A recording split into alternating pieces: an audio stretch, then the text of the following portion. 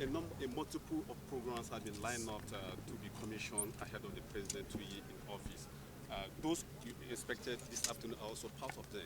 With tomorrow, 29 May 2025, marking the 2-year anniversary of Mr. President in office, how set is the administration ahead of this important task in terms of completion and standard of this project, sir?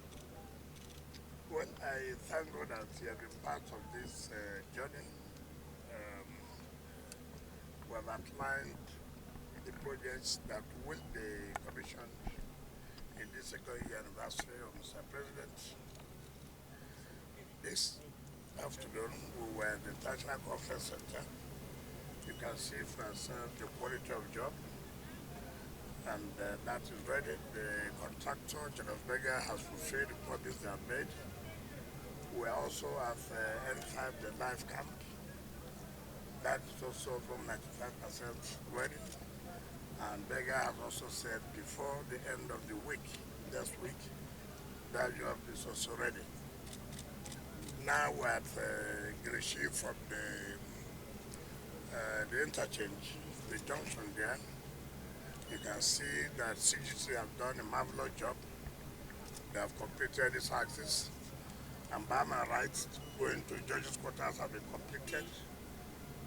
And from here to Jahi, to where Gishiri was working, Wole Soyinka Road has also been completed. So I feel so happy that the contractors have lived up to expectation. The quality of work is superb. I'm sure residents in this area are very happy with the administration of the president.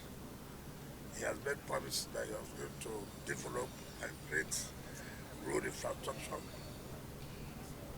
So the residents of Abuja, and this is what he has done. I'm so happy with what we have done. You know, it's like you sat the exam and you read for it, and you came out flying colors. This is a marvelous job, and we're very, very grateful, and we thank God for this. Okay, Your Excellency, sir, as strategic as this route is it part of the route you are considering inviting the president to come and commission? Of course, like I said, this may likely be the first project, but we thought that the National Conference Center should be, but the committee members of the FCT House of Reps and the Senate Committee had pleaded with us to shift the date of this so they will be able to, the date of the National Conference Center, so they will be able to participate. Most of them are traveling to Saudi Arabia to perform their Hajj, and that was so it's most likely that this may be the first to be commissioned. Like I said, there are so many of you to be commissioned. I think we are already tomorrow again. We are going out to inspect other routes and other facilities that are lined up for that to see how ready we are. Okay, Your Excellency, sir, let me just ask this one. In FCT here, we can feel and also touch what is really happening in terms of infrastructure. Is this also a replicant of what is happening across the country in terms of what Mr. President is doing? Of course, but I have to speak on the one I'm in charge of. I think that the same thing is happening, so I don't want to talk on other areas that I'm not fully in charge. I think the same thing is happening. Honorable Minister, beyond infrastructure now, you've been very keen on optimizing security in the territory, and residents have actually recognized your effort in this regard. But there was a recent situation that happened, the suicide bomber, and residents have allayed their fears. What reassurance are you going to be giving these residents? Well, I let me correct an impression. The security never said it's a suicide bomber. And so that we don't go and create impression and make them put fear in people. You should try to do what we call investigative journalism. No, NEMA is not FCT. NEMA is not in the head of security. Security agencies are there. What happened there was somebody went to where we have this quarry, where they blast all these rocks, and took the explosive and put in his pocket. Of course, some of them may not even understand the implication of that, and so it exploded on him. And so that does not mean that is the suicide bomber. So we should be careful the story we will plant and let not send the wrong message to the residents. You have said that the residents are also aware that yes, there's improvement in security. So that's enough for us. We continue to do what we're supposed to do and to allay the fears of the residents that Abuja is still secured. In fact, it was secured as far as this country is concerned. We are doing everything possible. So I did not get report that the person is a suicide bomber. That's not correct. Honorable Minister, sir, it's 2 years gone already, and you've achieved so much, so glaring for all to see. But obviously, there is no milestone without challenges. What will you say has been your greatest challenge? The challenge of people refusing to pay their money. I wish I would speak on that in the next media chat. And people just want facilities, people want infrastructure.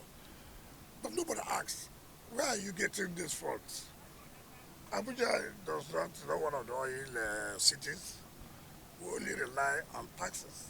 We do not even, these are not new taxes.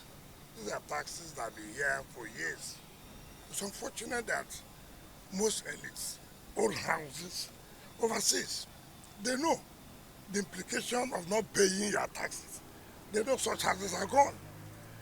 But when it comes to your own country, you don't want to do that simply because nobody wants to obey law, and everybody thinks there are no sanctions. And I've said it, that it did not happen yesterday does not mean to not happen today.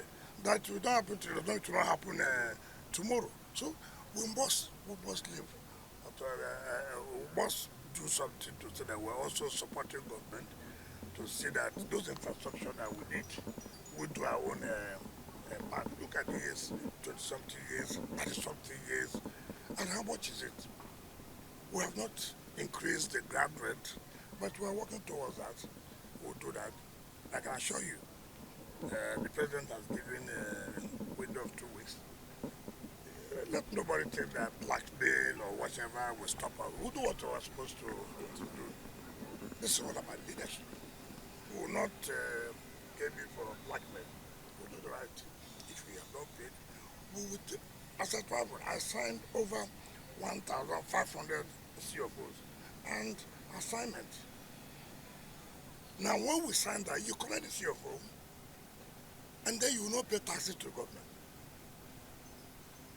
I mean, it's not acceptable. It doesn't matter what anybody wants to say, it's not acceptable. So that's our challenge. Pay your taxes and see what we're doing. It's not to say, oh, FCT is doing well. How are we doing well? How are we doing well? We're doing well because we're managing the resources we have prudently. If you pay your taxes, you will see that it will be a different thing. And that's what we're trying to do. So this is one of our heavy challenges that we're facing, and we will surmount it. We are sure that we're going to surmount it. Thank you so much. Thank you.